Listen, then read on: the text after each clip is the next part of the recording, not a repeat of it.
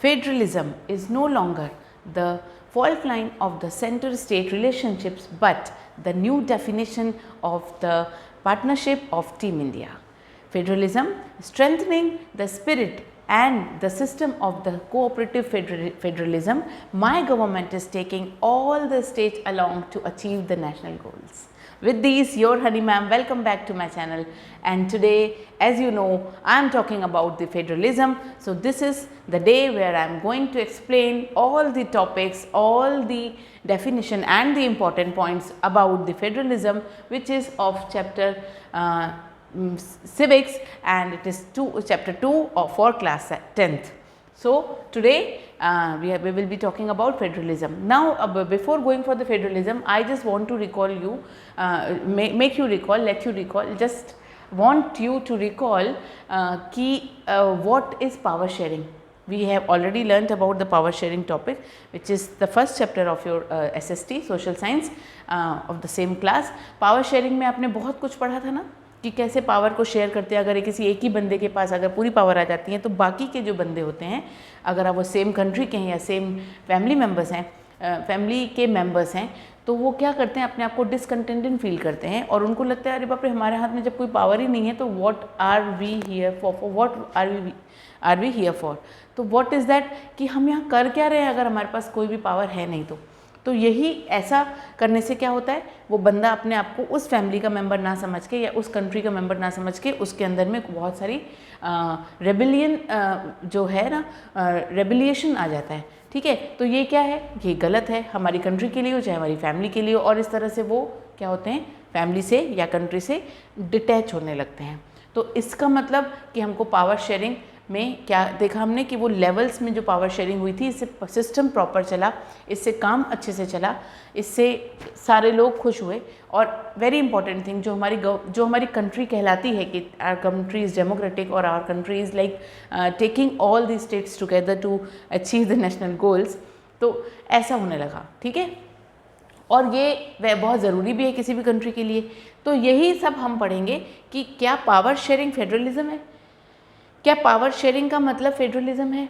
ठीक है, फेडरलिज्म की बहुत सारी डेफिनेशंस आपको मिल जाएंगी, एज यू नो कि you have to first of all read from the NCERT also, because we are going to talk all the topics which is actually in your NCERT book.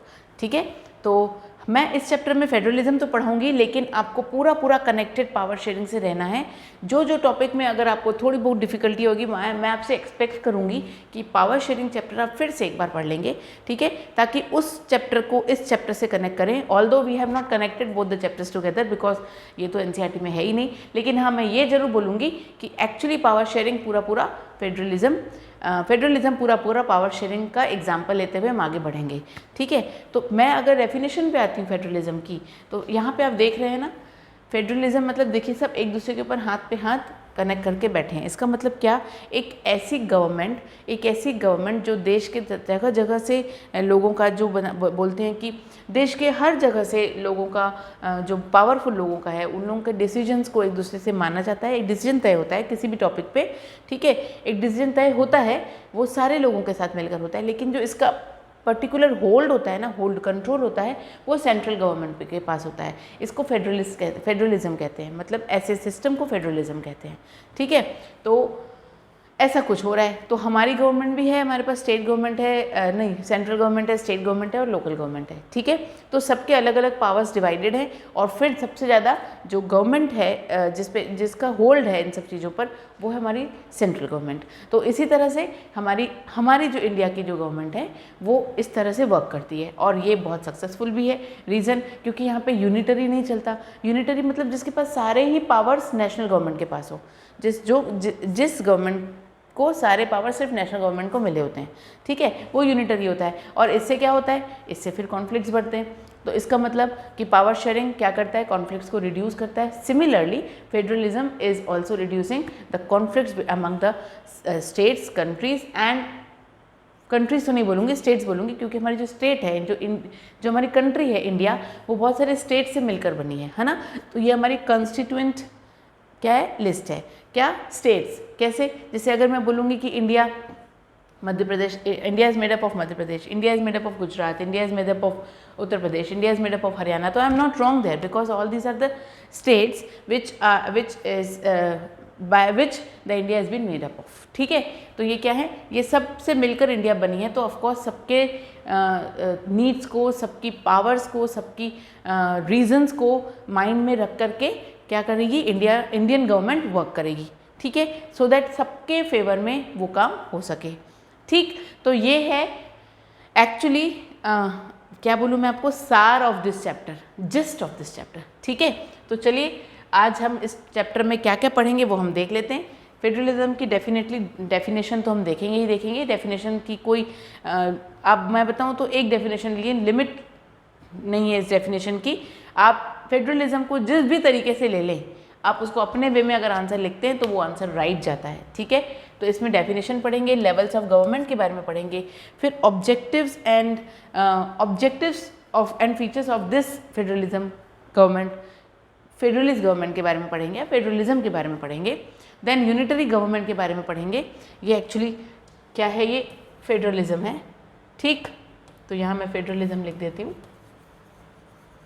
Then unitary government के बारे में पढ़ेंगे. फिर दो type की government है, coming together and holding together, इसके बारे में पढ़ेंगे. ये दोनों ही नाम से ही जानी जा रही है कि ये क्या है एक्चुअली.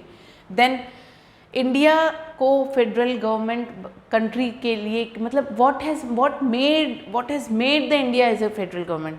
ठीक है, इंडिया अ फेडरल कंट्री, क्या ऐसा हुआ जो इंडिया को फेडरल कंट्री बनाया, जिससे इंडिया फेडरल कंट्री बनी. देन यूनियन स्टेट और कंकरेंट लिस्ट के बारे में पढ़ेंगे, जो कि डेफिनेटली हमने लेवल्स ऑफ गवर्नमेंट, हमने पावर शेयरिंग में पढ़ा है कि कैसे लेवल्स ऑफ गवर्नमेंट मिले थे. वर्टिकल डिवीजन था, हॉरिजॉन्टल डिवीजन था, कैसे उनके बीच में पावर शेयरिंग हुई, कौन किसके पीछे था, कौन किसका काम. जैसे कि लेजिस्लेटिव एग्जीक्यूटिव के पास पावर्स तो थे, लेकिन दोनों को ही जो ऊपर से जिसका ध्यान जाता था, जिसके पास होल्ड था, वो जुडिशरी जरूर करता था. ऑल्दो इन तीनों के डिवीजन ऑफ पावर्स अलग अलग थे, लेकिन लेजिस्लेटिव एग्जीक्यूटिव जो भी काम करता था, जुडिशरी उसको डेफिनेटली क्रॉस चेक करता था, विच इज़ राइट और not for the country. Like that state बता दिया मैंने, सेंट्रल, स्टेट और लोकल गवर्नमेंट के पास भी इनके पावर ऑफ डिविजन्स थे, डिवीजन ऑफ पावर्स इनमें बटे हुए थे.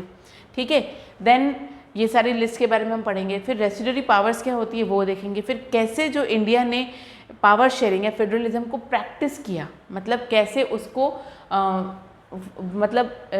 उसको एग्जीक्यूट किया हमारी कंट्री में. ठीक है, इस पावर शेयरिंग या फेडरलिज्म को, वो हम देखेंगे. फिर 3 पॉलिसीज़ थी जो कि लिंग्विस्टिक, लैंग्वेज और सेंट्रल स्टेट रिलेशन, इनका क्या इफ़ेक्ट था हमारी कंट्री पे. ठीक है, या फेडरलिज्म पे. फिर उसके बाद क्या सक्सेस लाया फेडरलिज्म ने इस इंडिया पे, हमारी इंडिया पे, ये देखेंगे हम. उसके बाद क्या स्पिरिट थी फेडरलिज्म की. And then the last topic is decentralization. Centralization और डी, ये दोनों अलग अलग वर्ड हैं, इसको कनेक्ट किया गया. आप इस टॉपिक को भी समझेंगे यहाँ पे. तो ये सारे टॉपिक्स हम कवर करेंगे इस चैप्टर के अंदर. ठीक है, तो let's start D definition of federalism. ठीक, अब मैं फेडरलिज्म की डेफिनेशन में आने से पहले बेल्जियम और श्रीलंका, जो कि पावर शेयरिंग था चैप्टर, उस पे 2 कंट्रीज़ थी, उसमें हमने देखा था कि जो बेल्जियम है वो यूनिटरी से लेकर फेडरलिज्म में कन्वर्ट हुआ. यूनिटरी मतलब पहले उसी के पास, एक ही के पास पावर थी, जो कि बहुत कॉन्फ्लिक्ट्स क्रिएट कर रही थी और वहाँ पे बहुत ज़्यादा लड़ाई झगड़े स्टार्ट होने लगे थे. वो धीरे धीरे फेडरलिज्म में कन्वर्ट हुई और फिर उसमें बहुत सारे, इस चेंज की वजह से बहुत सारी चीज़ें सुलझ गई बेल्जियम में. ठीक है, लेकिन वहीं अगर मैं देखूं कि श्रीलंका में यूनिटरी पावर थी, मतलब वो बदली ही नहीं और सारे के सारे पावर नेशनल गवर्नमेंट के पास थे और इसकी वजह से उनकी लड़ाई पिटाई जो भी था, ये सब चीज़ें बढ़ती गई. ठीक है, और उनके बीच में कॉन्फ्लिक्ट बढ़ते गए और वो सुलझे नहीं. ठीक, तो ये पावर शेयरिंग से, ये 2 टॉपिक से अब हम आगे आएंगे किसमें, फेडरलिज्म में, कि अब हुआ क्या, होना क्या चाहिए था श्रीलंका में जो नहीं हो पाया. ठीक है, तो आते हैं हम डेफिनेशन में ये देखते हैं कि ये एक ऐसा सिस्टम ऑफ गवर्नमेंट है जिसमें कि जो पावर है वो डिवाइड होता है सेंट्रल बॉडी में, अथॉरिटी में और वेरियस कंस्टिट्यूएंट में. जैसे कि मैंने बोला कि अगर इंडिया है सेंट्रल मान लो, तो उसके वेरियस कंस्टिट्यूएंट उसके स्टेट्स होते हैं. ठीक है, तो सारे स्टेट्स को उनके हक, उनके पावर मिले हुए हैं. ऑल्दो ये पावर सेंट्रल के पास भी होते हैं, कंट्रोल तो उसी के पास होता है, लेकिन जो ऐसे कोई क्वेश्चन, ऐसे कोई चीज़ें जिसका जैसे कि एजुकेशन है, education is the central topic, मतलब ऐसा टॉपिक है जो सेंट्रल और स्टेट दोनों के पास होना चाहिए, क्योंकि सबको पता है कि education is a very important topic which has to be taken in the hands of the governments properly, ठीक है। क्योंकि अगर एजुकेशन में इलिटरेसी बढ़ेगी तो जिस स्टेट में इलिटरेसी बढ़ेगी तो आप समझ जाओ कि उसका इफेक्ट डेफिनेटली कंट्री में आएगा। रीज़न इसका कि हम कभी भी कंट्री की डेवलपमेंट को रिच कंट्रीज या डेवलप्ड कंट्रीज से नहीं देखते हैं, हम वो अंडर डेवलप्ड कंट्रीज से या विलेजेस से या छोटे छोटे टाउन से देखते हैं कि क्या वहाँ पे सारा सिस्टम सिस्टमेटिक है, ठीक है। तो यहाँ से क्या हुआ कि जैसे कि मैंने बोला कि एजुकेशन को हम लोग को स्टेट गवर्नमेंट और इसमें सेंट्रल में दोनों में ही डिवाइड है ये पावर एग्जैक्टली, क्योंकि उस स्टेट गवर्नमेंट को अच्छे से पता होता है कि उसके स्टेट में किस टाइप की एजुकेशन की ज़रूरत है और क्या क्या उसमें इम्प्रूवमेंट चाहिए ताकि उसकी स्टेट को डेवलप्ड स्टेट्स में माना जाए, ठीक है। एक छोटे छोटे पार्ट्स को अगर आप डेवलप नहीं करेंगे तो आपकी पूरी होल कंट्री डेवलप नहीं कहलाएगी। कोई भी एक कॉर्नर आपका डेवलप नहीं होता है तो आपकी कंट्री डेफिनेटली डेवलप नहीं कहलाती, क्योंकि हमारी जो कंट्री है वो सिर्फ रिच पीपल का एक बहुत बड़ा हिस्सा नहीं है, बल्कि वो बहुत छोटा सा हिस्सा है। हमारी कंट्री बहुत सारे ऐसे पार्ट से मिलकर बनी है, पार्ट्स से अभी भी मतलब क्या बोलूँ मैं कि उसको इतना ज़्यादा वो नहीं मिला है, इम्पोर्टेंस नहीं मिली है because of the illiteracy, because of the poverty, ठीक है। तो आती हूँ मैं वापस इस टॉपिक में कि सेंट्रल अथॉरिटी और पावर का डिवीजन, सेंट्रल अथॉरिटी और बहुत सारे उसके कंस्टिट्यूएंट यूनिट्स में जाना चाहिए कंट्री के, ये ही सिस्टम ऑफ गवर्नमेंट को फेडरलिज्म कहते हैं। जब पावर शेयरिंग सिर्फ एक पे नहीं बल्कि उसकी कंस्टिट्यूएंट यूनिट्स को भी मिलनी चाहिए उनके अकॉर्डिंग, उस सिस्टम को बोलते हैं फेडरलिज्म, ठीक है। अब डेफिनेटली लेवल्स ऑफ गवर्नमेंट तो आना ही आना है। तो लेवल्स ऑफ गवर्नमेंट में क्या है, गवर्नमेंट मतलब पूरी एंटायर कंट्री, ठीक है। तो उसके कौन कौन से लेवल्स हैं, लेवल्स ऑफ प्रोविंसेस और स्टेट्स। ऑफ कोर्स जो मैंने बोला आपको कि स्टेट्स और प्रोविंसेस में हमारी जो गवर्नमेंट है वो डिवाइडेड है, लेकिन जो इन्जॉय है, जो पावर है वो इंडिपेंडेंट दोनों ही इन्जॉय करें, ये भी होना चाहिए। ये फेडरलिज्म में बहुत इंपॉर्टेंट है कि उनके जो पावर्स हैं वो उनको इन्जॉय करें, मतलब ऐसे खेले कूदे नहीं, इन्जॉय करने का मतलब वो उसको प्रॉपरली यूज़ कर पाएँ जहाँ जिसकी रिक्वायरमेंट है, ठीक है। तो स्टेट गवर्नमेंट के पास पावर होगा उसका खुद का, जिससे कि वो आंसरेबल नहीं होगा सेंटर को, लेकिन इट डजंट मीन कि वो कोई भी ऐसा ले लेगा डिसीजन जिससे कि सेंट्रल गवर्नमेंट को या हमारी कंट्री को कोई नुकसान हो, ठीक है। तो स्टेट गवर्नमेंट के पास उसकी खुद की पावर होती है और वो जब किसी भी सेंट्रल गवर्नमेंट को आंसरेबल नहीं होता है किसी भी रीज़न से, तो ये भी बहुत इंपॉर्टेंट, ये भी लेवल ऑफ गवर्नमेंट है। ये लेवल्स ऑफ गवर्नमेंट में पावर डिवीजन हुआ, ये एग्जैक्टली ऐसा बोला गया। तो ये कौन सी कंट्री में बहुत अच्छे से होता है, यूएसए में। यूएसए में ऐसा होता है कि हाँ, आपकी जो स्टेट गवर्नमेंट है यूनाइटेड स्टेट ऑफ अमेरिका, ठीक है, मतलब America states number of states के यूनाइट होने से बना है, ठीक है।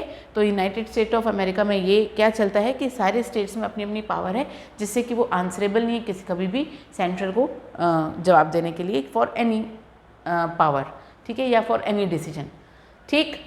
सो this is how we have understood the definition of federalism, ठीक। Now let's see the objective of federalism. Objective क्या है इसका, फेडरलिज्म लाने का हमारा ऑब्जेक्टिव क्या है, ताकि हम यूनिटी ऑफ द कंट्री को प्रमोट कर सकें। जब तक आप पावर शेयरिंग नहीं करेंगे, फेडरलिज्म नहीं लाएंगे, पावर्स का डिवीजन नहीं करेंगे वेरियस कंस्टिट्यूएंट्स ऑफ कंट्री में, तो यूनिट्स ऑफ कंट्री में, तो होगा क्या, यूनिटी नहीं आएगी, कॉन्फ्लिक्ट्स बढ़ेंगे, ठीक है। तो अगर आपको फेडरलिज्म लाना है, फेडरलिज्म लाने का यही पर्पज़ था कि कंट्री में यूनिटी बनी रहे, ठीक है।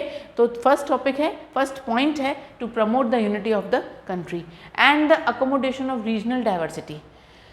रीजन्स की बहुत सारे रीजन्स हैं हमारी स्टेट्स में, हमारी कंट्रीज़ में। तो यहाँ पे हुआ क्या, कंट्री में तो यहाँ पे हुआ क्या, ये डाइवर्सिटी बनी रहे, ठीक है, ये डाइवर्सिटी बन रहे और हर रीजन को अपना एक हक मिला रहे।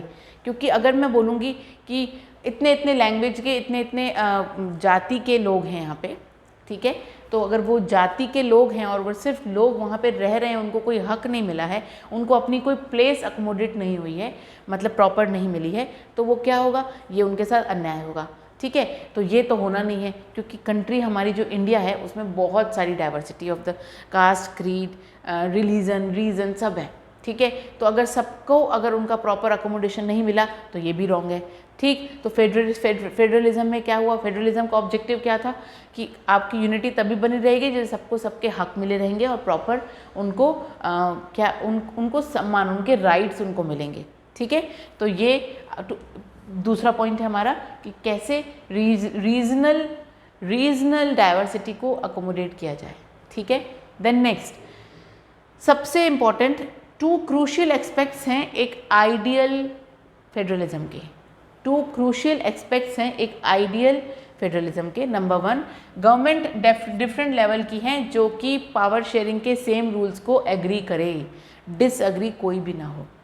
पावर शेयरिंग के रूल्स को, सेम रूल्स को जब सारे लेवल्स ऑफ गवर्नमेंट एग्री करती है तो ये बहुत इम्पॉर्टेंट क्रूशियल एस्पेक्ट है एक federalism, ideal federalism, not only federalism, ideal मतलब परफेक्ट फेडरलिज्म का, ठीक है, ऐसा होना चाहिए। दूसरा, ट्रस्ट और एग्रीमेंट होने चाहिए कि जब हम साथ रह रहे हैं तो हम एक दूसरे की मर्जी से रह रहे हैं और एक दूसरे पे ट्रस्ट करते हुए रह रहे हैं, ठीक है।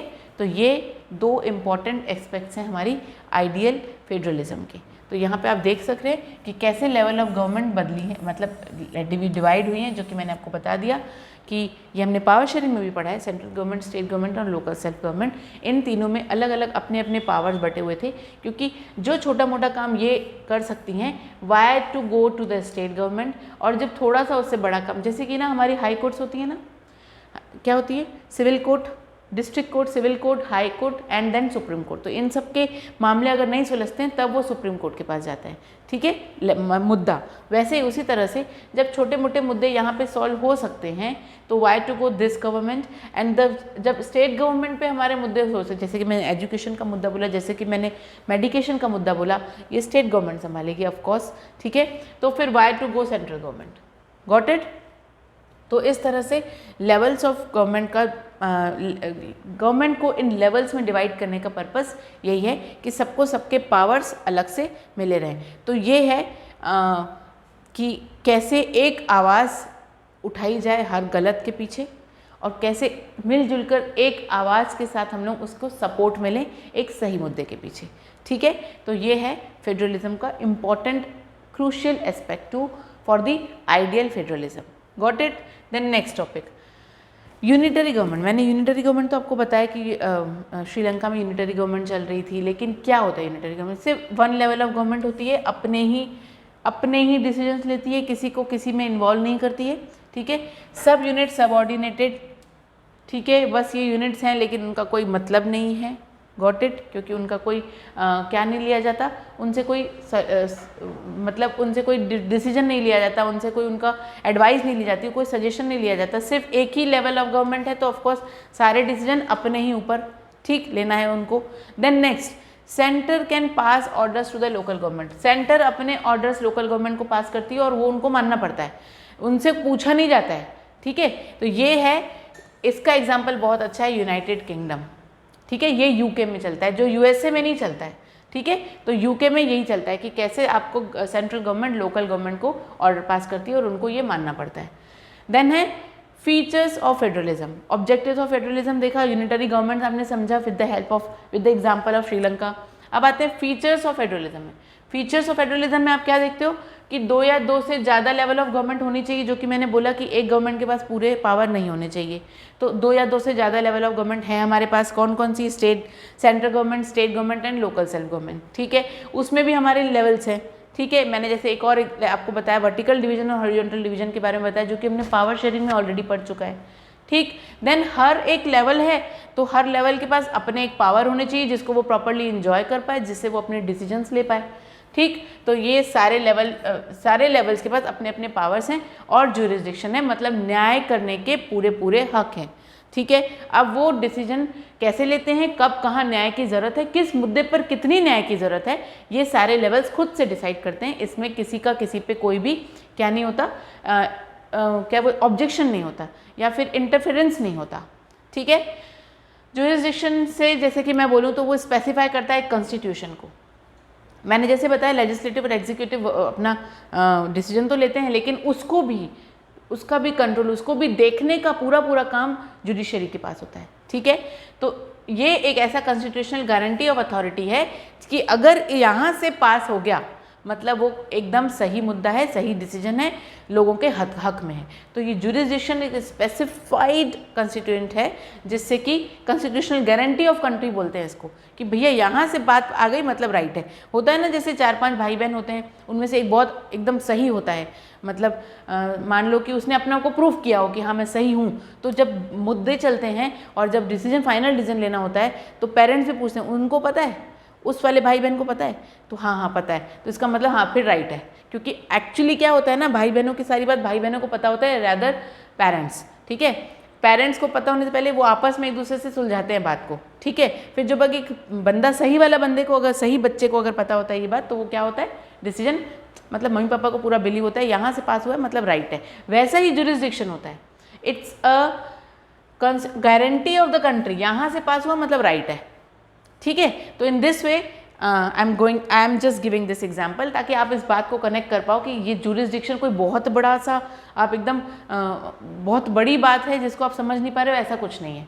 ठीक है, तो यहाँ पे ये हुआ। उसके बाद कॉन्स्टिट्यूशनल प्रोविंसेस क्या होता है, that can be changed only when the consent of both the levels of government, like then constitutional provinces that can be changed only with the consent of both the levels of government. Exactly, ये provinces तभी change होंगे जब वो levels of government भी उस पर agree करेगी। मतलब ऐसी कोई भी बात पे चेंज नहीं आएगा जब तक वो दोनों लेवल या तीनों लेवल, ठीक है, लोकल तो छोड़िए आप, मतलब अभी इस पे बात नहीं हो रही है, यहाँ पे हो रही है दोनों लेवल्स ऑफ गवर्नमेंट कभी उस पर एग्री नहीं करेंगे। तो एक भी लेवल ऑफ गवर्नमेंट अगर एग्री नहीं करती है तो वो प्रोविंशनल बिल्कुल चेंज, प्रोविजन बिल्कुल चेंज नहीं होगा। ठीक है, तो ये एक और फीचर है हमारे फेडरलिज्म का कि जो भी मुद्दा होगा सबका उस पर क्या होना चाहिए, एग्रीमेंट होना चाहिए। अगर लेवल्स मतलब डिवाइड हुए हैं तो it means that is for actually कि उनका कंसेंट भी आना चाहिए। ठीक है, then court interprets the constitution and powers of different level of government. ठीक है, then supreme court is a umpire, जो कि मैंने बोला आपको।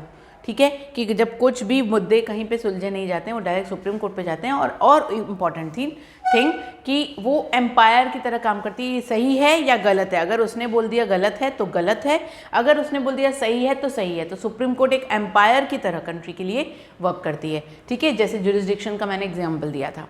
ओके, तो दिस ये मतलब जो भी डिस्प्यूट्स अराइज होते हैं डिफरेंट लेवल्स ऑफ गवर्नमेंट में, उसका मुद्दे को सुलझाने का एम्पायर का काम करता है हमारा सुप्रीम कोर्ट। ठीक, देन नेक्स्ट है sources of revenue are clearly specified.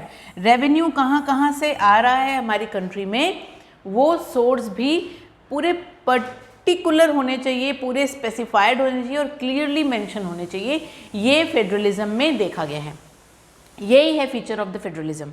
ठीक है, तो ये थे फीचर्स और ऑब्जेक्टिव जो कि आपने अभी तक समझे हैं। अब हम आते हैं इंपॉर्टेंट टॉपिक, बहुत इंपॉर्टेंट क्वेश्चन है ये।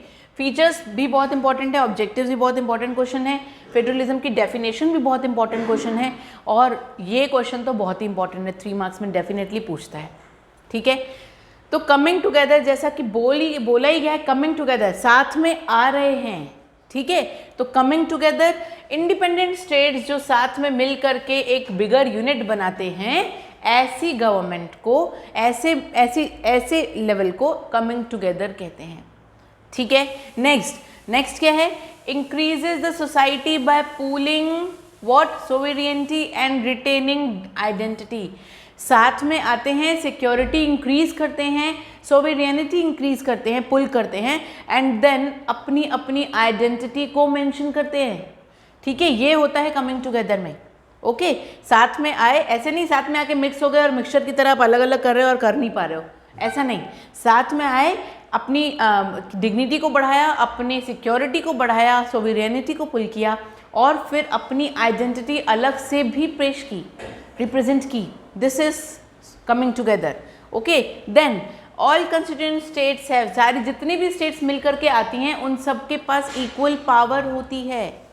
ठीक है, पावर में कोई मतभेद नहीं, कोई भेदभाव नहीं। Got it. देन एग्जाम्पल है इसका बहुत अच्छा, यूएसए जिस स्टेट से मिलकर बना है, स्विट्जरलैंड एंड ऑस्ट्रेलिया, ये सब में इसी तरह की फेडरेशन, इसी तरह की फेडरलिज्म चलती है। Got it? आई होप कि आपको सब समझ में आ रहा है, आप कनेक्ट हो पा रहे हो टॉपिक से। अब आते हैं होल्डिंग टुगेदर। होल्डिंग टुगेदर मतलब होल्ड करना साथ में, कमिंग टुगेदर मतलब साथ में मिलकर आना, यहाँ पे होल्ड करे रहना, ठीक है। तो लार्ज कंट्री ने डिसाइड किया, it decides to divide power between the constitutional units and centre.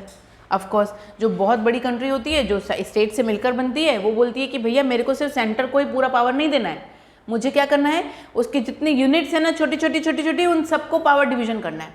तो इस तरह से वो होल्ड होके रहेंगे, एक दूसरे से मिलकर रहेंगे। होल्ड होके मतलब होल्ड मतलब क्या, आपने किसी को संभाल के रखा हो जैसे, इस तरह से। सेंटर के पास ज़्यादा पावर होगी, डेफिनेटली होगी, and vice versa the states even also have the same not but yes different powers but have their own powers on their own, ठीक है। They can take their decisions as well. Then constituent unit जो है federation की, उनके पास unequal power होती है। ये होता है भाई, यहाँ पे मोर पावर सेंटर के पास चली गई तो जितनी बची कुची पावर है वो कंस्टिट्यूएंट यूनिट्स के पास गई, और उसके बाद उनकी भी पावर अनइक्वल हो सकती है, सबके पास इक्वल पावर नहीं होगी, जबकि यहाँ सारे कंस्टिट्यूएंट स्टेट्स के पास इक्वल पावर थी, ठीक है। कंस्टिट्यूएंट का मतलब मैंने आपको बता दिया है, वो छोटे छोटे टुकड़े हैं ना, जैसे कि मैंने बोला कि इंडिया इस स्टेट से मिलकर, India is made up of Maharashtra, India is made up of Madhya Pradesh, India is made up of Chhattisgarh, like that, ठीक है। तो ये यहाँ पे कंस्टिट्यूएंट यूनिट्स का जो है, इसका फेडरेशन क्या करता है, ये अनइक्वल पावर डिवीजन होता है यहाँ पे, ठीक है। देन एग्जाम्पल इंडिया मैंने बता दिया, स्पेन में भी यही होता है और बेल्जियम में भी यही हो रहा था, जिसकी वजह से अनइक्वल पावर्स की वजह से वहाँ पे कॉन्फ्लिक्ट्स आ रहे थे, ठीक है। तभी तो वो यूनिटरी से किस में चेंज हुआ, फेडरलिज्म में चेंज हुआ। Got it? देन नेक्स्ट है इंडिया को फेडरल कंट्री, ऐसा क्या है जो इंडिया फेडरल कंट्री बनी या इंडिया को फेडरल कंट्री बनाया गया। तो यहाँ पे आप देख रहे हो ये लेवल्स ऑफ गवर्नमेंट हैं, ठीक है। इन लेवल ऑफ गवर्नमेंट में क्या बन गए हैं, क्या हो गया है, इन लेवल ऑफ गवर्नमेंट में जो डिवीजन ऑफ पावर है वो प्रॉपरली हुआ है, ठीक। देन कॉन्स्टिट्यूशन ने डिक्लेयर किया इंडिया को एक यूनियन ऑफ स्टेट्स के फॉर्म में। बिल्कुल राइट है, बिल्कुल करेक्ट है ये स्टेटमेंट कि कॉन्स्टिट्यूशन ने डिक्लेयर किया कि India is as a union of states, एकदम करेक्ट। देन क्यों, क्योंकि यहाँ पे डिवीजन ऑफ पावर प्रॉपरली हुआ है, ठीक है। जहाँ नहीं हुआ है वहाँ पे कॉन्फ्लिक्ट्स होते ही हैं definitely. 3 tier federalism, 3 tier federalism का मतलब क्या, इसमें फेडरलिज्म में यहाँ पे 3 टियर में आपके पावर्स को डिवाइड किया है। किस में, यूनियन, स्टेट और पंचायत, यूनियन, स्टेट और पंचायत। अब ये अपने अपने पावर को अलग अलग तरीके से यूज़ करते हैं। फिर पंचायत तो आपको पता ही है कि विलेज और टाउन्स के लिए, विलेज और छोटे छोटे जो क्या कस्बे हैं, इन सब का भी एक पंचायत बनती है, और वहाँ पे जो डिसीजन लिया जाता है वो पंचों के थ्रू लिया जाता है, and that is the final decision. State आपको पता है, जो भी स्टेट पे जो भी बंदा मतलब बैठा हुआ है गवर्नमेंट के कुर्सी पर, स्टेट गवर्नमेंट की कुर्सी पर, वो जो डिसीजन लेंगे वो उस स्टेट के फेवर में लेंगे, है ना। और यूनियन फिर इन सब से मिल करके अगर कोई मुद्दा ऐसा है, जैसे कि मैंने एग्जांपल बता चुका है, एजुकेशन और मेडिकेशन बहुत इंपॉर्टेंट, मतलब फूड, शेल्टर और clothing is very important thing, ठीक है। तो इन सारे मुद्दों पर भी इन लोग चर्चा करते हैं और उस पर क्या बिठाया जाता है, फाइनल डिसीजन बिठाया जाता है। तो इस पे ये भी एक रीज़न था कि कैसे इसमें डिवीजन ऑफ पावर हुआ, और इसी ने हमारी कंट्री को फेडरल कंट्री बनाया, ठीक है। Then 3-fold distribution of legislative powers under, मैंने एकदम एग्जैक्टली बताया था, ये जो लेजिस्लेटिव पावर्स है उसके अंडर भी 3 डिवीजन हैं, यूनियन, स्टेट और कॉन्करेंट लिस्ट। इसके बारे में हम आगे पढ़ेंगे कि ये होता क्या है, ठीक है। तो ये भी एक रीज़न है कि जिसने हमारी इंडिया को फेडरल कंट्री बनाया।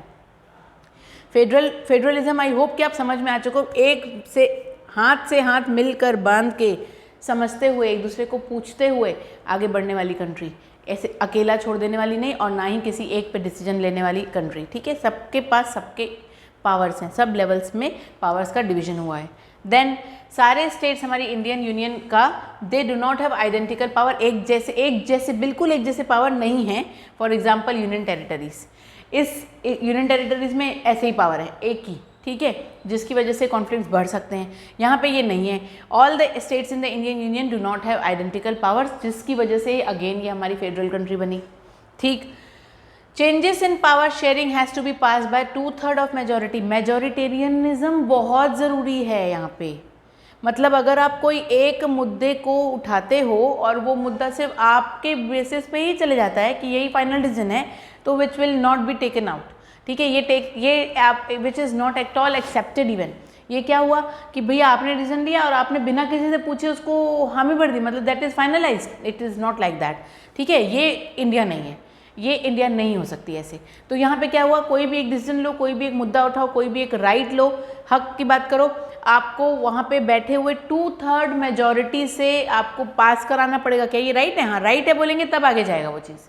ठीक है, तो ऐसा है। तो मैं 2/3 मेजॉरिटी पार्लियामेंट की इस पे आपकी उस पावर पे क्या करनी चाहिए, पास करनी, आपकी उस डिसीजन को पास करनी चाहिए ताकि वो पावर शेयरिंग में चेंजेस आ सके। तो चेंजेस इन पावर शेयरिंग, अगर किसी पावर शेयरिंग में आपको चेंजेस चाहिए तो आपके पार्लियामेंट से 2/3 मेंबर्स जो है उस पर अग्री होने चाहिए। ठीक है, तो ये भी एक रीज़न है कि कैसे हमारी कंट्री, क्योंकि यहाँ पे क्या हो रहा है, ये ज़्यादातर लोगों का व्यूज़ लिया जा रहा है, ओपिनियंस लिया जा रहा है, किसी एक पे ये चीज़ डिपेंडेंट नहीं है, नहीं तो ये यूनिटरी हो जाती है कि नहीं। Next, in case of any dispute, किसी भी डिस्प्यूट के केस में, चाहे वो डिवीजन ऑफ पावर हो या एपेक्स ऑफ कोर्ट हो, नहीं डिवीजन ऑफ पावर हो, किसी भी मुद्दे में किसी भी रीज़न से अगर डिवीजन ऑफ पावर के वजह से डिस्प्यूट आ रहा है तो ये सीधा सीधा जो कोर्ट है वो डिसीजन लेती है। ठीक है, कोर्ट डिसीजन लेती है, सुप्रीम कोर्ट बोल लो, एपेक्स ऑफ कोर्ट बोल लो, ठीक है, एपेक्स कोर्ट बोल लो, जो भी है वो डिसीजन लेती है और वो सही डिसीजन लेती है, फेवरेबल डिसीजन लेती है, जिसकी वजह से अगेन ये भी एक रीज़न है क्या हमारी कंट्री को, जो हमारी कंट्री को ये फेडरल कंट्री बनाती है। ठीक है, तो ये सारे इंपॉर्टेंट पॉइंट्स हैं। क्वेश्चन आएगा अगर what has made the India a federal country, तो आपको इन पॉइंट्स में से लिखना है, that will be your final correct answer.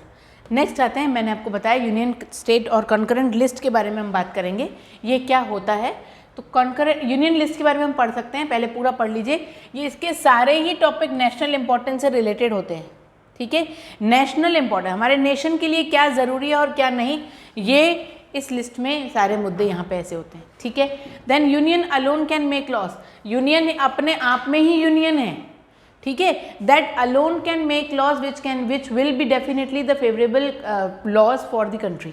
ठीक, देन डिफेंस, बैंकिंग, ये सब एग्जांपल्स हैं। कौन से मुद्दों पे बात होती है यहाँ पे, डिफेंस में, बैंकिंग में, करेंसी में, फॉरेन अफेयर्स में, कम्युनिकेशन पे, इन मुद्दों पे बात होती है किसके थ्रू, इस वाले लेवल में। ठीक है, यूनियन लिस्ट में।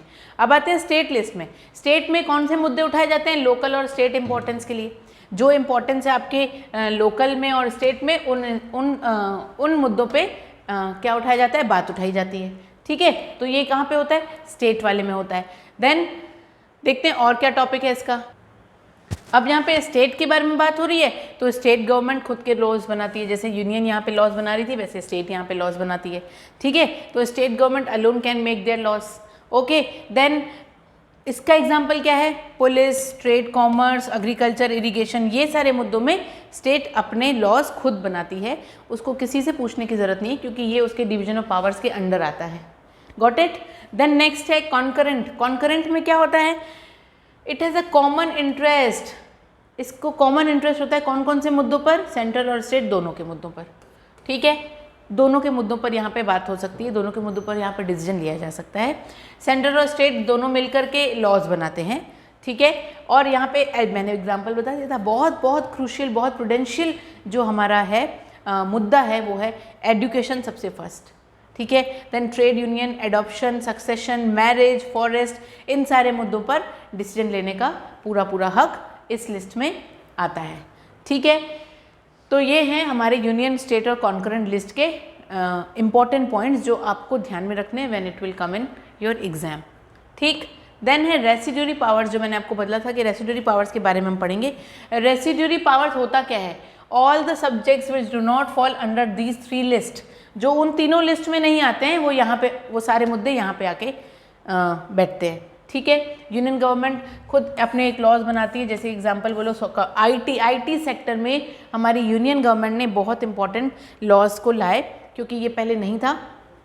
अब ये लॉन्च हुआ, मतलब ये आया बहुत ज़रूरी था, क्योंकि इस टेक्नोलॉजी में भी हमारी जो कंट्री थी वो जो पीछे थी, उस पर लॉज लाना, उसके पावर्स को एग्जीक्यूट करना और उसको एग्जीक्यूट करना कंट्री में कैसे किया करना चाहिए कि नहीं करना चाहिए, कितनी हद तक करना चाहिए और कितना कितना इसमें इम्प्रूवमेंट लाना चाहिए, ये सारे मुद्दों पे जो बात हुई है वो यूनियन गवर्नमेंट ने अकेले लॉज बनाए इसके। ठीक है, तो ये भी रेसिडुअरी पावर का एक क्या है, मुद्दा है, हिस्सा है। Then how does India practise power sharing, कैसे इंडिया पावर शेयरिंग होगी, फेडरलिज्म हो गया, अब लाए कैसे, मतलब एग्जीक्यूट कैसे करना है। ठीक है, उस पर बात करेंगे। लिंग्विस्टिक स्टेट्स क्रिएट किया सबसे पहले, ठीक है, जिसमें कि एडमिनिस्ट्रेशन ज़्यादा इजी हो गया। अब बात करेंगे, पहले हो रहा था कि ना डिसीजन क्या हो रहा था कि अरे बाप रे, इन सबको अलग अलग सारे लिंग्विस्टिक लैंग्वेज वाले, मतलब लिंग्विस्टिक गवर्नमेंट अलग अलग बनाई जाएगी तो सब अपने आप को ही राजा ना समझ लें। ठीक है, तो चलो महाराष्ट्र को मराठी को महाराष्ट्र दिया जाए, कन्नड़ को कर्नाटका दिया जाए, छत्तीसगढ़ी को छत्तीसगढ़ दिया जाए। ठीक है, एंड देन पंजाब को, मतलब उत्तर प्रदेश को वैसा वाला। ठीक है, तो सबके कास्ट के हिसाब से उनको अलग अलग अगर स्टेट दिया जाएगा तो क्या ये गलत तो नहीं होगा, क्या ऐसे तो नहीं हो जाएगा कि वो अपने आप को ही बहुत मतलब राजा समझेंगे और ऐसा तो नहीं कि किसी पर्टिकुलर गवर्नमेंट का वैल्यू कम हो जाएगी। तो ऐसा डर जो था मन में वो हुआ गलत साबित। वो हुआ ऐसे कि जैसे ही लिंग्विस्टिक पावर्स को डिवाइड कर दिया गया लिंग्विस्टिक स्टेट्स में, मतलब स्टेट वाइज लिंग्विस्टिक वाली पॉइंट को डिवाइड कर दिया गया, वहाँ पे पावर्स को डिवाइड कर दिया गया, तो वहाँ पे एडमिनिस्ट्रेशन ईजी हो गया। मुद्दे को उसके लैंग्वेज में समझाना वेरी इंपॉर्टेंट थिंग है ना। जैसे कि हम लोग बोलेंगे कि हमारी जो हमारे नेशन की जो लैंग्वेज है वो हिंदी है, अगर मैं ऐसा बोलूँ तो नहीं, ये ज़रूरी नहीं है हिंदी है, हिंदी भी है और इंग्लिश भी है। क्यों? क्योंकि हिंदी इंग्लिश दोनों ही ऐसी कॉमन लैंग्वेज है जिसको हम ऑफिशियल भी बोल सकते हैं, कि जिसको कुछ नहीं आता वो ये दोनों तो लैंग्वेज में आराम से, क्योंकि हमारी कंट्री में ज़्यादातर हिंदी चलती है। लेकिन अब ऐसा हो गया है कि नहीं, इंग्लिश का भी उतना ही इम्पॉर्टेंट पार्ट है। रीज़न कि ये दो लैंग्वेज ईजिली सबको कंफर्टेबल होती है अंडरस्टैंड करने के लिए।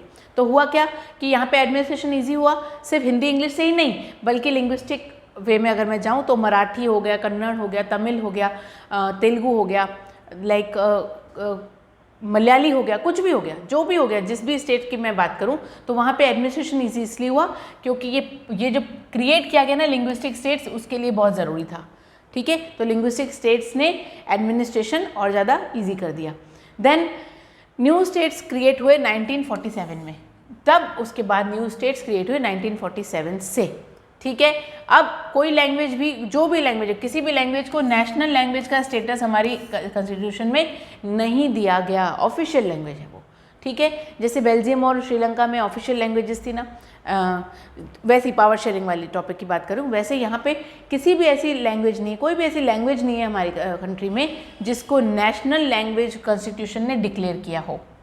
ठीक है, अब रिस्ट्रिक्शन ऑफ पावर शेयरिंग क्या होता है बिटवीन सेंटर और स्टेट, रिकंस्ट्रक्टिंग है, रिस्ट्रिक्शंस नहीं, ये रीस्ट्रक्चरिंग है। रीस्ट्रक्चरिंग मतलब दोबारा से बनाया जाना पावर शेयरिंग को, किसके बीच में, सेंटर और स्टेट के बीच में। तो उसने क्या किया, that raises the regional and political parties and coalition government that has led to the new culture of power sharing. ऐसा करने से क्या हुआ, पावर शेयरिंग का एक न्यू कल्चर आया इनके बीच में, और फिर वो उसमें और भी ज़्यादा मुद्दों को सुलझाया जाना, कम समय में सुलझाना, बातों को और अच्छे तरीके से देखना ताकि पर्सन टू पर्सन वेरी ना करे बल्कि सबके लिए एक ही इक्वल हो। ठीक है, जिसमें पार्शियलिटी ना हो। ठीक, ऐसे रीस्ट्रक्चरिंग से ये बेनिफिट हुआ। ठीक है, तो ये भी हमारी कंट्री में कैसे प्रैक्टिस किया गया पावर शेयरिंग को या फेडरलिज्म को, ये दिखा रहा है कि कैसे ऐसे दोबारा से रीस्ट्रक्चर हुआ ये सब चीज़ें। ठीक है, बिटवीन सेंटर एंड स्टेट और द रीजनल पॉलिटिकल पार्टीज और द कोएलिशन। ठीक है, then 3-fold distribution of legislative power, very important thing. ये भी हुआ, लेजिस्लेटिव पावर्स का 3-fold डिस्ट्रीब्यूशन हुआ हर तरह से, ताकि इस मुद्दे पे अगर कोई बात छिड़े तो यहाँ से सॉल्यूशन मिले, ना कि प्रॉब्लम से प्रॉब्लम मिले। प्रॉब्लम का सॉल्यूशन होना बहुत ज़रूरी है। तो ये सब चीज़ें उसकी वजह से, ये सब चीज़ें लाने की वजह से इंडिया में पावर शेयरिंग क्या हुई, प्रैक्टिस हो पाई। ठीक है, तो इस तरह से पावर शेयरिंग को प्रैक्टिस किया गया इंडिया में। नेक्स्ट आते हैं किस पे, बहुत इंपॉर्टेंट पॉइंट, लिंग्विस्टिक की बात की ही है तो लिंग्विस्टिक स्टेट्स के बारे में देख लेते हैं।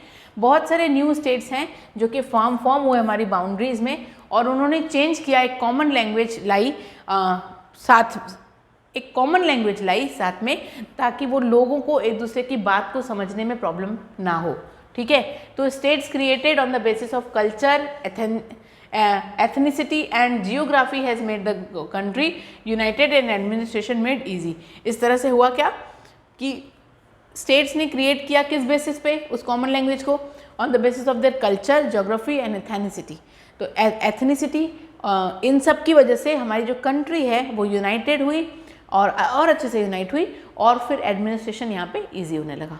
ठीक है, ये तो बहुत सही है कि अगर आप जिस लैंग्वेज के हो, अगर आप दूसरे स्टेट में आप जाते हो और वहाँ पे आपको लैंग्वेज प्रॉब्लम आती है, तो ये आपको बहुत प्रॉब्लम क्रिएट करती है, आप एग्जीक्यूट नहीं कर पाते हो वो चीज़ जिसके लिए आप गए हो। तो उसके लिए आपको एक कॉमन लैंग्वेज होनी बहुत ज़रूरी है, जिससे एडमिनिस्ट्रेशन ईजी हो जाए।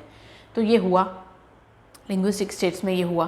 फॉर एग्जाम्पल नागालैंड, उत्तराखंड, झारखंड, ये बहुत अच्छे एग्जाम्पल हैं लिंग्विस्टिक स्टेट्स के, जहाँ पे एक कॉमन लैंग्वेज बनाई गई लोगों के लिए।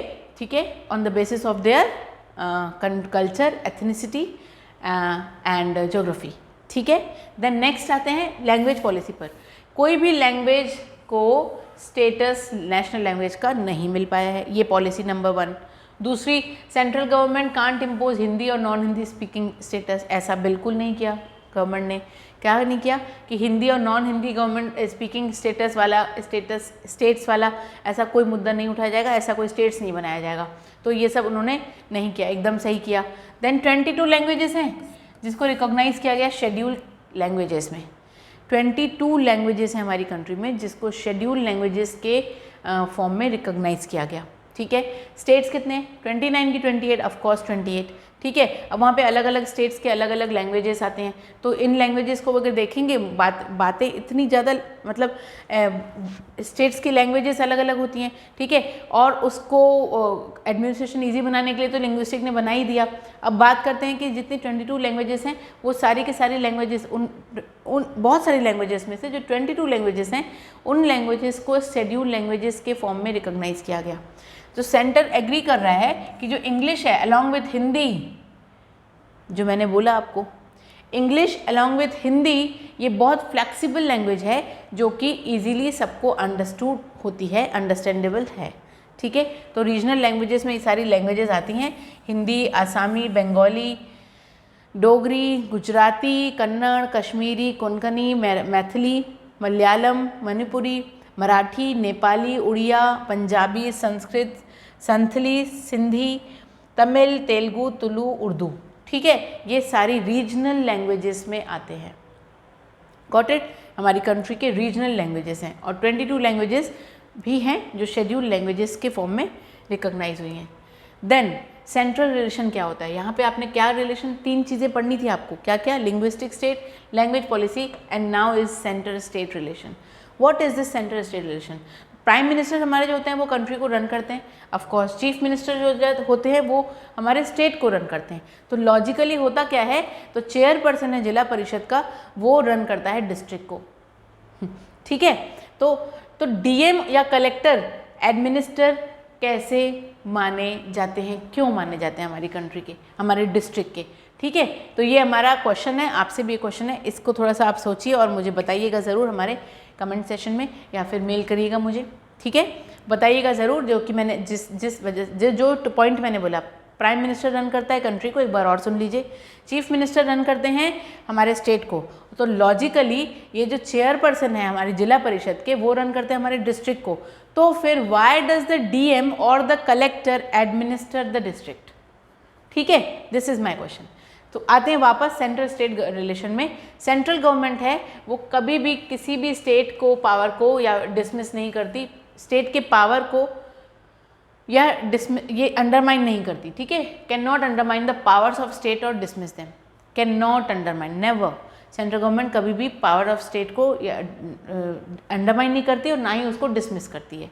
ठीक है, तो क्या होता है, कोएलिशन ऑफ गवर्नमेंट आप सुने हैं ना, कोएलिशन गवर्नमेंट मिलजुल कर जो बनाई गई, मतलब ऐसी गवर्नमेंट जिसमें पावर शेयरिंग बहुत इंपॉर्टेंट और इफेक्टिव मैटर होता है, and that is very much important and more effective today. ठीक है, this is the coalition government. तो ये सेंट्रल स्टेट रिलेशन ऐसे ही बनते हैं जिससे नेशनल गोल अचीव करने में प्रॉब्लम ना हो और जिसमें एक टीम इंडिया का वर्क हो सके। ठीक है, तो this is the central state relation. ठीक, सेंटर ने अगर स्टेट के रिलेशन को बनाए रखना है तो उसके पावर्स को ना वो अंडरमाइन करेंगे ना वो डिसमिस करेंगे, तभी रिलेशन बन पाएंगे। ठीक है, क्योंकि सबके अलग अलग पावर्स हैं ना, सबके अलग अलग पावर शेयरिंग हुई है, डिवीजन ऑफ पावर्स हुए हैं, तो इसलिए हुए हैं ना ताकि वो अपने मुद्दों को खुद सुलझा पाएँ और उसके डिसीजंस ले पाएँ। इसके लिए नहीं हुए हैं कि हर बार जो उससे ऊपर वाली बॉडी है वो उसके पावर्स को क्या कर दे, डिसमिस कर दे या अंडरमाइन कर दे। It is not like that. ठीक, तो ये था स्टेट और सेंट्रल रिलेशन। अब आते हैं कि रियल सक्सेस हमारी फेडरलिज्म में कब, what brought the real success, what brought about the real success of federalism in India, क्या ऐसा लाया। ठीक है, तो यहाँ पे आप देख रहे हो nature of democratic politics, very much important. Political मुद्दे तो बहुत इंपॉर्टेंट होते हैं, तो डेमोक्रेटिक पॉलिटिक्स है अगर, उसका जो नेचर है वो बहुत इंपॉर्टेंट है, इसी वजह से हमारा रियल सक्सेस मिला है। डेमोक्रेटिक का मतलब वन गवर्नमेंट नहीं होता, मोनोपोली नहीं होती है। ठीक है, और ना ही कोई ऐसा होता है कि जिससे आप कई एक बंदा है और वो अपने डिसीजंस को लेकर के दूसरे बंदों पर थोप रहा है, ऐसा नहीं होता है। ठीक है, डेमोक्रेसी का मतलब है to the people, by the people and for the people. ठीक है, तो ये है, यही नेचर हमारा जो है, यही रियल सक्सेस फेडरलिज्म लाया है हमारी कंट्री में। ठीक, then next, respect for the democratic politics, बिल्कुल राइट। जो डिसीजन लिए जाते हैं डेमोक्रेटिक पॉलिटिक्स में उसके लिए रिस्पेक्ट भी होना बहुत ज़रूरी है। Then desire for living together जब तक नहीं होगी यूनाइटेड नहीं होगा कंट्री, और यूनाइटेड है हमारी कंट्री ये तो सबको पता है ना। इतना डाइवर्सिफाई होने के बाद भी India is a United country. ठीक है, तो ये क्या है, डिज़ायर भी है, एक ऐसा रहने के साथ रहने की इच्छा जो है हम लोगों को, हमारी कंट्री के मेंबर्स को, वो भी रियल सक्सेस है फेडरलिज्म का इंडिया में। ठीक, नेक्स्ट आते हैं, क्या what undermines the spirit of federalism, ऐसा क्या हो सकता है जो स्पिरिट ऑफ फेडरलिज्म को अंडरमाइन करता है। ठीक, फर्स्ट क्या है ये, centre misusing the constitution to dismiss the state government that was controlled by rival parties. जो अपोजिशन पार्टीज होती है, सेंट्रल मिसयूज ना करे उसको, सेंटर मिसयूज ना करे उसको, करता है, जो कि करता है। Centre misuse the constitution, centre जो है कॉन्स्टिट्यूशन को मिसयूज करता है ताकि वो स्टेट गवर्नमेंट को डिसमिस कर सके, और ये सब होता है राइवल पार्टीज के थ्रू, that is controlled by the rival parties. ठीक, then coalition governments led to the new culture of the power sharing. Coalition government new culture of the power sharing लाना चाहते हैं, and respect for the autonomy of the state government, और फिर वो respect लाना चाहते हैं किस पे, autonomy of the self government पे। ठीक है, स्टेट गवर्नमेंट पे। ये हैं जिसकी वजह से फेडरलिज्म अंडरमाइन होता है, the spirit of federalism undermine होता है। ठीक है, it should not be done, it literally should not be done because federalism is definitely very much important and what should I say, मतलब ये होना ही चाहिए, it is must for the country। ठीक है, नेक्स्ट ये देखिए, ये 3 स्टेट्स मैंने आपको जो बताया, यूनियन और सेंट्रल, स्टेट और कंकरेंट, ये लिस्ट के बारे में तो हम पढ़ ही चुके हैं। Then decentralisation, what is decentralisation, decentralisation क्या होता है, जब पावर को ले लिया जाता है सेंटर या स्टेट गवर्नमेंट से और given to the local government, इसको डिसेंट्रलाइजेशन। जब सेंटर के पास होल पावर होती थी, मैंने आपको बताया था, ठीक है, सेंटर के पास ज़्यादा पावर है, बाकी कंस्टिट्यूएंट के पास अनइक्वल पावर डिवीजन हुआ है। ठीक, अगर ऐसा होता है कि किसी पावर को उनसे सेंट्रल से या स्टेट गवर्नमेंट से ले करके लोकल गवर्नमेंट को दे दिया जाता है, ऐसे सिचुएशन को डिसेंट्रलाइजेशन कहते हैं। ठीक है, अब ऐसा क्यों होता है, vastness of the states in size and population, state में बहुत ज़्यादा वास्ट हो गया है स्टेट और उसकी साइज़ बढ़ गई है पॉपुलेशन की, ऐसा क्यों होता है डिसेंट्रलाइजेशन, इसलिए होता है। दूसरा, इंटरनली डाइवर्स, अंदर ही अंदर वो लोग अलग होते हैं, डिफरेंट होते हैं, उसकी वजह से डिसेंट्रलाइजेशन हो जाता है। Then need for the power sharing, बहुत इंपॉर्टेंट है, पावर शेयरिंग की नीड ही ऐसा करवाती है, पावर शेयरिंग की नीड ही ऐसा करवाती है। तो ये डिसेंट्रलाइजेशन, आई होप कि बहुत सिंपल सी वो है डेफिनेशन, जब पावर को सेंटर और स्टेट से ले करके लोकल गवर्नमेंट को दे दिया जाता है, इसको कहते हैं डिसेंट्रलाइजेशन। ठीक है, नेक्स्ट है बेसिक आइडिया बिहाइंड डिसेंट्रलाइजेशन। क्या है इसका रीज़न क्या है, इसकी आइडिया कहाँ से आई डिसेंट्रलाइजेशन की। देखिए, solving large number of problems and issues at local level. जितने भी लोकल लेवल में इश्यूज और पावर्स प्रॉब्लम्स होती हैं ना, वो सब लोकल लेवल में ही सॉल्व कर दिया जाए, इसलिए डिसेंट्रलाइजेशन चाहते हैं लोकल गवर्नमेंट। ठीक है, then people have better knowledge of problems in localities, क्योंकि मैंने आपको बताया था कि स्टेट गवर्नमेंट को ज़्यादा अच्छे से पता होता है कि उसके स्टेट में किस चीज़ की कमी है, कितना एजुकेशन चाहिए, कितने हद तक चाहिए और क्या क्या इंप्रूवमेंट चाहिए। ठीक है, उसी तरह से लोकेलिटी पीपल को ही पता होता है कि वहाँ पे एक्चुअली कौन सा मुद्दा चल रहा है, क्या प्रॉब्लम चल रही है।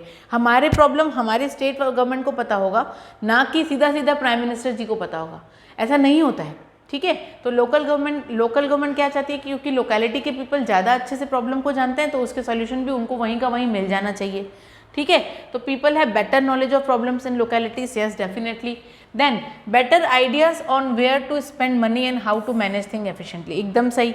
ज़्यादा अच्छे से पता होता है ना कि कहाँ पे कितना पैसे का यूज़ होना चाहिए और उसको कितना और अच्छे तरीके से एफिशिएंटली मैनेज कर सकते हैं थिंग्स को। तो ये एक बेसिक आइडिया थी जिसकी वजह से डिसेंट्रलाइजेशन चाहा गया था, मतलब चाहते थे लोग government. Peoples participation in decision making, people लोगों का पार्टिसिपेशन और डिसीजन मेकिंग में। ठीक है, कि कौन से मुद्दे को कैसे सुलझाया जाए, कितनी हद तक सुलझाया जाए, कब सुलझाया जाए और क्यों ना सुलझाया जाए। ठीक है, तो ये भी एक बेसिक आइडिया था बिहाइंड द डिसेंट्रलाइजेशन।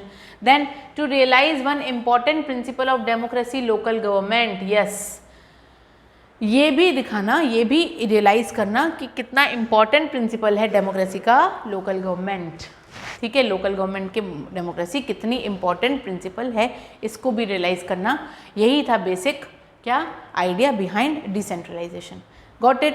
नाउ आते हैं किस पे, 1992 एक्ट के बाद मुद्दे पे। 1992 एक्ट का मुद्दा बहुत इंपॉर्टेंट है ना, बहुत इंपॉर्टेंट, ये आप समझिए। That only brought in effective decentralisation, यहीं से इफेक्टिव डिसेंट्रलाइजेशन आया। कैसे, स्टेप्स क्या क्या लिए गए कॉन्स्टिट्यूशन से वो देखते हैं। वो ये था कि it is mandatory to hold regular election to the local government, एकदम सही। ये ज़रूर, अगर ये डिसेंट्रलाइजेशन हुआ तो ये time to time regular elections होंगे लोकल गवर्नमेंट के लिए। ठीक है, ताकि कोई एक ही बंदा इस वाले बुलावे में ना आ जाए कि मैं हूँ। अगर ऐसा हुआ तो फिर बाकी लोगों का क्या होगा, है ना। क्योंकि होता क्या है कि अगर नेशनल पार्टीज़ हैं और अगर नेशनल पार्टीज़ को हमारे पास हैं 545 सीट्स होती हैं। ठीक है, तो ये हुआ क्या, 545 को अगर आप डिवाइड करेंगे दो पार्टीज़ में तो आपको कम से कम कितने वोट चाहिए, ये 2, ये 7, 2। अगर 272 में से +1 भी अगर हो जाता है तो वो पार्टी जीत जाती है, तो बाकी छोटी छोटी पार्टीज़ का कोई मतलब नहीं रहता है। लेकिन अगर ये नेशनल पार्टी अगर गलती से भी 200 सीट्स जीतती है बस, ठीक है, तो ये पार्टी बनी, ये एक बड़ी सी पार्टी सेंट्रल मान लो, अगर ये छोटी छोटी पार्टीज़ हैं, ये इसके कंस्टिट्यूएंट यूनिट्स हैं। ठीक है, अगर आपको ये होना चाहिए कि अगर आप नहीं जीते हैं तो आपको इनके साथ इतने अच्छे से बना के रखने चाहिए कि ये आपके साथ मिल करके आपकी पार्टी को मजबूती दें, आपके अपने वोट्स आपको दे दे, तभी आप जीत पाओगे।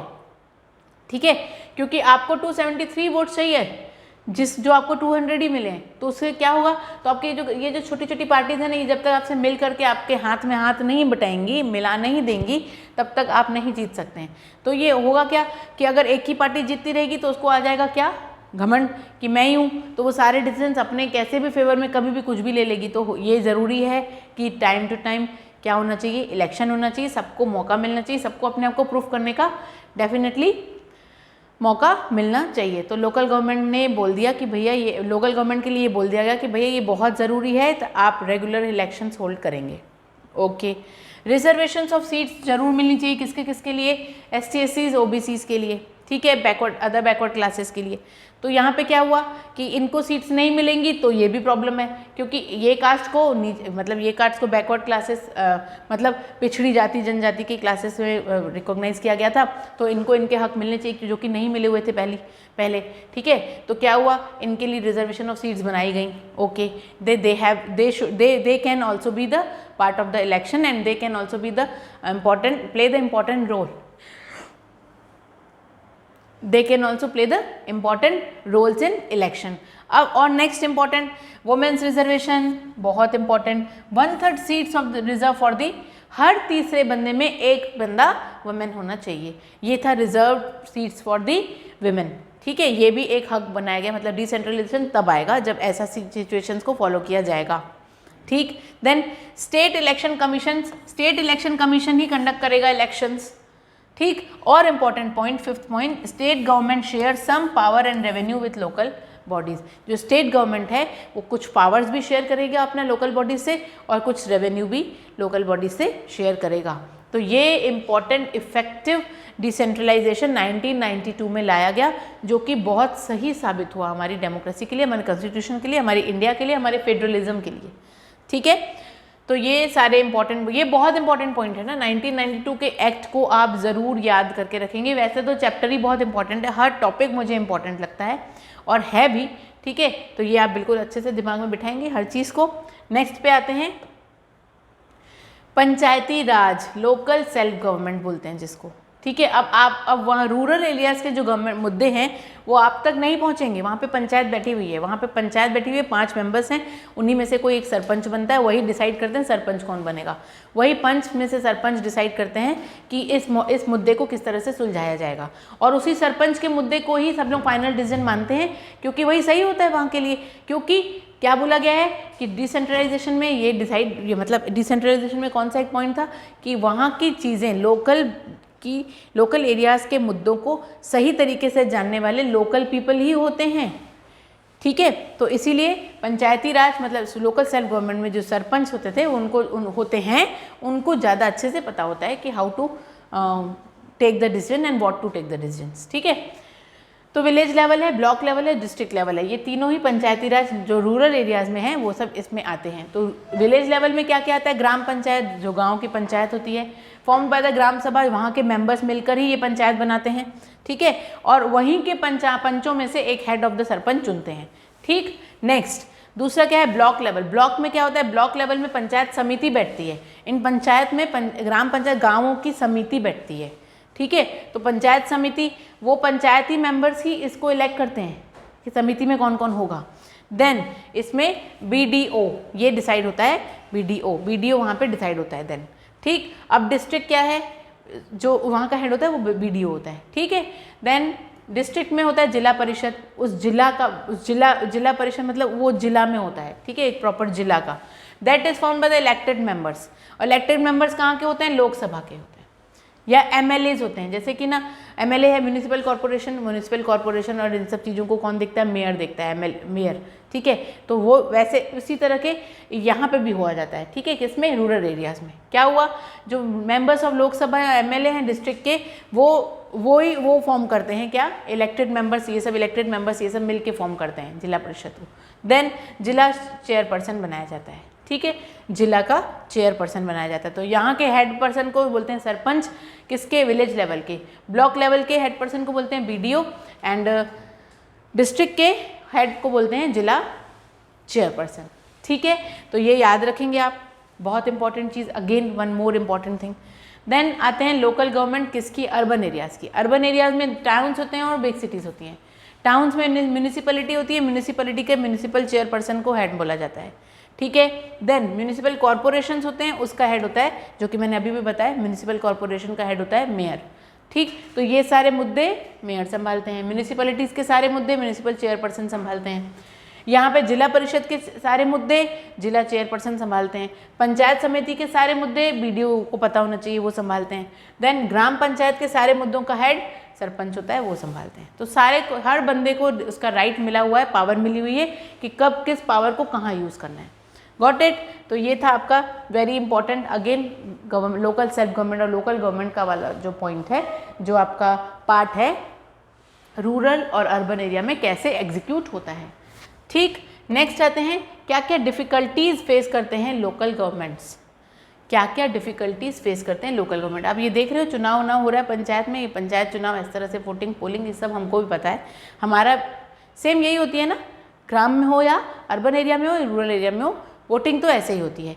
देन आते हैं कि क्या क्या डिफ़िकल्टीज़ फेस करते हैं local government. Elections to gram sabhas are not held regularly, ये प्रॉब्लम आ रही है अब, ग्राम सभा के इलेक्शंस रेगुलरली नहीं हो पा रहे हैं, ये डिफ़िकल्टी होती है वहाँ पे, ठीक है। दूसरा, most of the state governments हैं वो ट्रांसफ़र नहीं करते हैं powers and resources. Most of the state governments transfer नहीं करते हैं पावर्स और रिसोर्सेज, जिसकी वजह से ग्राम सभा में रेगुलरली इलेक्शन में भी इसी एक वन ऑफ द रीज़न है कि ग्राम सभा में इलेक्शंस रेगुलरली नहीं हो पाते हैं। ठीक है, तो ये दो इम्पॉर्टेंट फैक्ट्स हैं जो कि डिफ़िकल्टीज फेस करते हैं, डिफ़िकल्टी फेस होती हैं बाय लोकल गवर्नमेंट। तो हमने इस चैप्टर में सारे टॉपिक्स पे बात कर ली, सारे मुद्दों पे बात कर ली, सब कुछ पढ़ लिया। क्या क्या पढ़ा हमने, फिर से एक बार रिकॉल कर लेते हैं। हमने फेडरलिज्म की डेफिनेशन पढ़ी, डेफिनेटली हमने लेवल्स ऑफ गवर्नमेंट पढ़े, देन हमने उसके ऑब्जेक्टिव ऑफ क्या पढ़ा, फीचर्स पढ़ा फेडरलिज्म का। ज़रूरत क्यों पड़ गई, आपको ये तो पता ही है कि फेडरलिज्म की ज़रूरत क्यों पड़ी। फेडरलिज्म की ज़रूरत इसलिए पड़ी क्योंकि कोई भी गवर्नमेंट, चाहे वो सेंट्रल हो, स्टेट हो या लोकल हो, किसी एक के पास उसका पूरा हक नहीं होना चाहिए। ऐसा हुआ तो कॉन्फ्लिक्ट्स बढ़ेंगे, जिसकी वजह से फेडरलिज्म पावर शेयरिंग होनी बहुत ज़रूरी थी। ठीक है, इसीलिए पावर शेयरिंग आई। देन यूनिटरी गवर्नमेंट क्या है हमने देख लिया, सारे पावर्स जब नेशनल गवर्नमेंट को मिलते हैं, which is again the matter of conflicts. Then coming together, holding together के टॉपिक में हमने बात की, क्या हमारी कंट्री को फेडरल कंट्री बनाता है, वो बात की। फिर यूनियन स्टेट और कॉन्करेंट लिस्ट क्या था वो भी हमने पढ़ा, उनके एग्जाम्पल्स पढ़े। रेसिडरी पावर्स, जो इन तीनों के पावर्स नहीं आते वो रेसिडरी पावर्स में के अंडर आते हैं। देन कैसे हमारी कंट्री ने पावर शेयरिंग को प्रैक्टिस में लाया या एग्जीक्यूट किया, या फेडरलिज्म एग्जीक्यूट किया। देन लिंग्विस्टिक, लैंग्वेज और सेंट्रल स्टेट रिलेशन किया। लिंग्विस्टिक में हमने कैसे मैटर्स, लैंग्वेजेस को डिवाइड करके एडमिनिस्ट्रेशन इजी किया। लैंग्वेज पॉलिसी में हमने कैसे शेड्यूल कास्ट्स और ये लैंग्वेजेस को हमने आइडेंटिफाई किया, रिकॉग्नाइज किया कि कौन कौन से शेड्यूल कास्ट और ये वाली लैंग्वेजेस हैं। देन हमने स्टेट के सारे डिसीजंस को, सेंटर के सारे डिसीजन अगर स्टेट के फेवर में नहीं होंगे तो ये रिलेशनशिप नहीं बन पाएगा, और इसके एग्जाम्पल्स को हमने देखा। देन क्या हमारी रियल सक्सेस लाता है फेडरलिज्म हमारी कंट्री में, वो हमने देखा। और क्या अंडरमाइन करता है, what undermine the spirit of federalism in our country, that also we have studied in this chapter. And then the last topic was decentralization, and after that we have seen, we saw the how the local self government and local government of rural and urban areas are matlab executing their powers for their particular reason. ठीक है, तो in this way we have done all the things, all the topics clear in this chapter, and I hope कि ये पूरा आपको समझ में आया होगा। आप कनेक्ट कर पाए होंगे फेडरलिज्म और पावर शेयरिंग दोनों चैप्टर्स को। ठीक है, अगर नहीं कर पाए तो एक बार आप फिर से एनसीईआरटी की बुक को पूरा गो थ्रू करेंगे, अच्छे से पढ़ेंगे। कोई भी टॉपिक में डाउट हुआ मुझसे फिर से पूछेंगे, मैं आपके लिए वीडियो फिर से लेके आऊँगी उस पर्टिकुलर टॉपिक पे। तब तक के लिए मैं आपसे लेती हूँ विदा और मिलती हूँ मैं अपने नेक्स्ट वीडियो में। Thank you so much, have a nice day. पढ़ते रहिएगा, मुस्कुराते रहिएगा, पेरेंट्स को बॉदर बिल्कुल मत करिएगा, और हैव अ नाइस डे।